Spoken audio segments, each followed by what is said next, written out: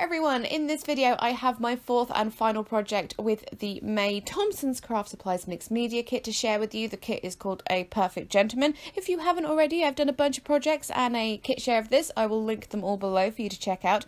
But as Father's Day is approaching, I thought I would make some mixed media masculine cards because, I don't know about you, but for me, masculine cards are sometimes a struggle for me. They really are. Just like so many craft supplies are more florally and feminine and stuff, so masculine can be harder work. So yes, with Father's Day coming up, thought we'd do that. Only one of them though is like necessarily Father's Day related, so they are just masculine in general. I do make 3 cards and I've tried to make them as sort of different as possible, like each one with different techniques and different levels of mixed media and that sort of thing. Now I have started with these Paper Mania card blanks. By no means do you need to start with these things. I've just used them, you know, because I have them. I picked them up very recently because they were on a really good sale, and I'm just covering each one with 2 layers of clear gesso because the GSM of these was not very high, so it needed a lot of, you know, a good sturdy base. But obviously if you don't have card blanks like this, you don't need them at all. You can just use a normal card blank and do your work on like a 6x6 piece of scrapbook paper, or you know, whatever size you want to, and then stick it on, or just make the card blank with scrapbook paper. Totally up to you. As I said, I'm just using these because I have them lying around. So for the first card, well actually for every card I think these end up on, but this is one of the Kaiser Craft barbershop papers that was in the kit, and I am just cutting it up to use for like sentiments and stuff. I have also cut up, there was a paper, another one of the Kaiser Craft ones, these are the bits here. I fussy cut it up. The way it was designed, I couldn't really fussy cut out all the separate elements, so I fussy cut these sort of clusters, and I thought these would be really great for these cards. So I'm just going through and choosing which ones to use and stuff. Again, I did want to kind of make them as different-ish as possible, so I'm only having one with like a very gentleman-looking chap on, one with a car on, one that's more clocky kind of thing. And so, yes, so getting my Tesco baby wipes out because they are very important when using StazOn Ink.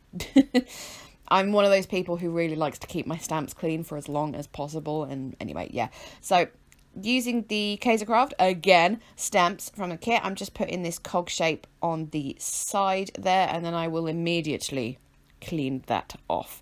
If you do use a Tesco baby wipe and just straight away after using the stamp wipe it off, then you can get the StazOn Ink off without having to buy like the special StazOn Ink cleaner and all that kind of thing. So for this one, I've decided this one doesn't get really get a sentiment, it just gets the Gentleman's Club on there. This is probably the heaviest mixed media one I'm starting with, and what I'm doing is getting some Crackle paste from Ranger, mixing in some of that what's it called, Deco Art acrylic paint. I put in the bronze, but it was too light a colour, so I mixed in some brown, and it ended up kind of a chocolate colour, really, which wasn't quite what I intended, but you know me, I'm not really that bothered about, you know, how it ends up. It's nice to have a surprise.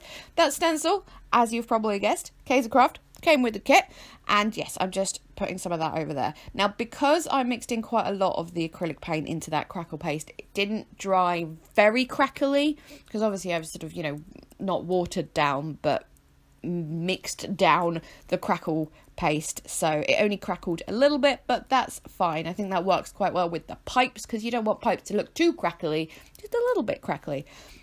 So once that was dry, I've just ripped off a piece of the little cork sheet from the kit. I'm sticking down my little cluster there with some matte medium and cleaning my hands off because I don't like getting sticky fingers. Yeah, honestly, sometimes I wonder if I'm really made for mixed media because I really don't like getting my hands dirty. I don't really mind ink and stuff so much, it's getting sticky stuff on my hands. It just makes me bleh. Anywho, picking out some metal embellishments from the kit and stuff, and what I'm going to do here is I've got some gloss gel medium here and just sort of putting it along the edge of this cork piece and then sprinkling a load of these little orange beads from the kit just to kind of, it kind of makes it look like a rusty edge kind of thing. It's a really cool effect. They were a little wayward, these little beads. Usually I use like a little spoon or something, but I was being lazy and couldn't be bothered to stand up and go get it on the other side of my craft room, so I probably caused myself more work here by doing that. But yes, anyway, and then I'm putting down that little ephemera piece again from the kit. There was just the biggest part of ephemera in this kit, and I still have so much left. But yes, then the metal pieces, those are all just going on with gel. And I'm putting quite a lot of gel on. As you can see, there's gel coming up through those metal pieces, but there is a reason for that. Now, I was just originally going to have those 2 pieces, but that didn't look right to me, so I've added this very itty bitty teeny tiny one. It's very cute. But then that didn't look right to me because there was 4 of them, and I'm always saying about how even numbers make me uncomfortable sometimes, so I added a 5th, and I think that looks way better. And now I am just putting on some Prima micro beads, some copper ones, and just sort of sprinkling those on around where the beads are, and also in that where I'd put excess gloss gel on those metal embellishments and it came up through the pieces kind of thing. The micro beads go over that, and again it makes it look kind of rusty and cool and stuff. That little scoop I have mentioned this before, but in case you didn't see that video or don't remember, which is fine, those are, I won't be able to link them. They're basically, my little brother is on this very weird medicine, and it comes with these teeny tiny little scoops, and yes, we have lots and lots of these little scoops, and they've turned out to be really, really useful for little mixed media things and little beads and stuff like that. You also saw, when I'm working with micro beads, I kind of treat them like embossing powder, so I do it over just a scrap of paper, pour my micro beads on, give them a minute to attach, and then tip it so that all the excess ones fall off onto the paper, and then use the paper to pour it back into the pot. Now, micro beads, you're still going to lose some. It's just the way they are. They're tiny little round balls. They go everywhere. That's just the way it is. But it is a good way of keeping hold of, not losing too many, I suppose. But you will find some lying around everywhere, I promise you, because they get everywhere. But anyways, I did the same thing up the top there with the cork, and then beads and micro beads around the edges, just because I wasn't initially going to do that, but I thought it looked better with, 2 little areas of the cork and the rust effect and stuff. Right, card number 2. So this one is probably the least mixed media of the 3. So I'm just taking some distress Oxide in black soot and going through this mustache stencil with the blending tool. That stencil was from the range, I think. I've no idea if they still do them. If they do, or if they have them online, I will link them for you. They're not the best stencils, but they do work very well with inks rather than pastes and stuff. So yes, just a light bit of that, and I did it kind of patchy as well. I didn't just want straight 6x6 perfect mustaches, just a little bit patchy. I've got that True Gentleman thing, I've cut that down, distressed the edges both with a distress tool and the Distress Oxide. And then this is a little branding strip. You may have seen me cut off one of the papers at the beginning, and I've just sort of used that to go around 2 of the edges. I just thought that would look quite nice. Now, I should have, but hindsight is a glorious thing, distress the edges of these with the Oxide before I put them down. That would have been sensible, but never mind. That's just, yeah. Whoops. But just doing it around the edge of the card, I got away with it, I think. Then I've got my cluster down, and I was like, actually, I want an actual sentiment on this one, I think. So I've just got this random scrap of paper. I'm using the B side of the paper, I think, that's got this map on it. Oh wait, no, I'm putting down my True Gentleman thing there. I'm just putting it slightly offset there, cutting off the edge, and then again using the blending tool, putting some more of the black soot on there, just so everything just gets this slightly distressed look with the Oxide. I think it looks great. There's my little fella and his car and cards and whatnot going down there with some tacky glue, and then yes, there's the other bit I'm going to put my sentiment on. And then looking at it, I was like, it doesn't look quite right, just that sort of rectangle shape. So this is just an offcut of something else I did in another project, and I just put that over the top there behind it, that sort of half a cog shape. I just thought that looked quite good.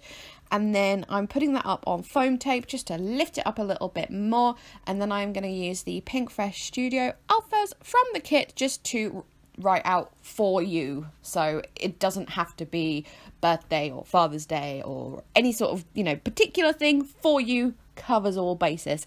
And I am putting extra tacky glue on those alphas because unless they're foam, I don't really trust any alphas of any make, any brand, whatever, to stick. And then I'm finishing off just using the Distress crayon from the kit and just blending it with my finger just around some of the edges of the bits I've stuck down and stuff. It just gave the card a little bit more depth, a little bit more interest, and a little bit more colour. And I think that is the last thing I do to card number 2. So there we go. We are now on to card number 3. Where are we? There we are. So this one I very much intended with, it's not necessarily going to be the card I give to my dad for Father's Day, but I very much have my dad in mind for this one.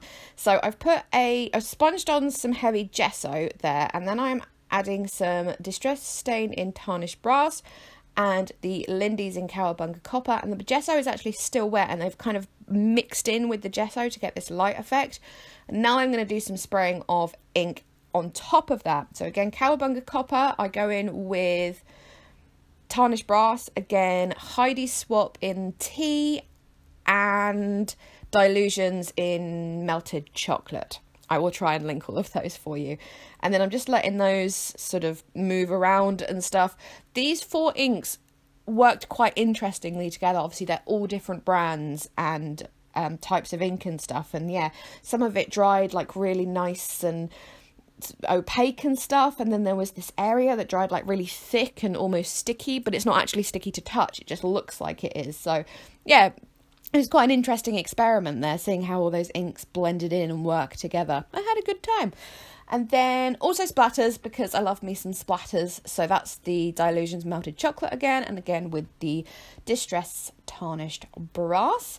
I'm adding just some little bits of twine there. I think that's hemp twine, just sort of making it into a vague circly bundled shape in my fingers, and then whapping it on with some gel medium.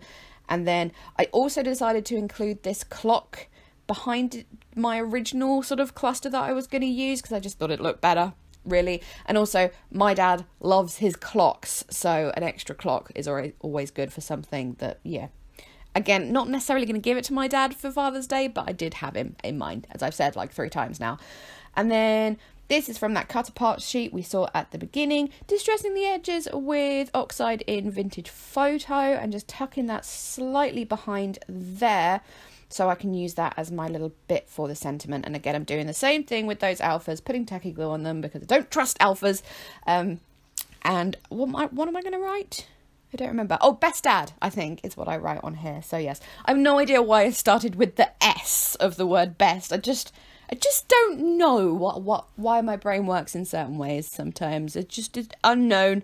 So yes, Best Dad there, having some trouble with that letter there. And then I think, oh, sequins. Yes, I really wanted to include some sequins. You may not think that sequins automatically go masculine, and yeah, I think you have to be careful in not making it too sparkly. That's not a word. Sparkly, but yes, I thought it would look good with some sequins, so I've just put a bunch of those on. I think I've used every different type of these, and I've also gone with the hearts. I hadn't used these yet in any of the projects because I didn't think the hearts work so well with the kit, but actually because it says Best Dad, I think, yeah, hearts are appropriate now, so I've just put 2 or 3 of those on. And then I also decided just to pull out the Tim Holtz Tiny Words. These are the chit chat ones, the individual words, and just put father on there because why not? And then love you as well because, you know, cute. I cannot tell you how long it took me to find that word you. It took forever. And then eventually when I saw it, I went, oh, it was right in front of me the whole time. So one problem I have with those particular stickers is it's very easy to lose words. Anyway, I've finished off with some more splatters in the Cowabunga Copper, and there we go. I am finished. So thank you so much for watching. There's still 1 or 2 of these kits available, I believe, so if you are still interested, I will link them below for you. Other than that, thank you again. Yeah, already said that. Please leave me a thumbs up if you enjoyed. Comments, questions, anything like that. I hope this may have given you some ideas, or if not, just enjoyed the process, whatever. Okay, time for me to go. I am going. Thanks again. Bye-bye.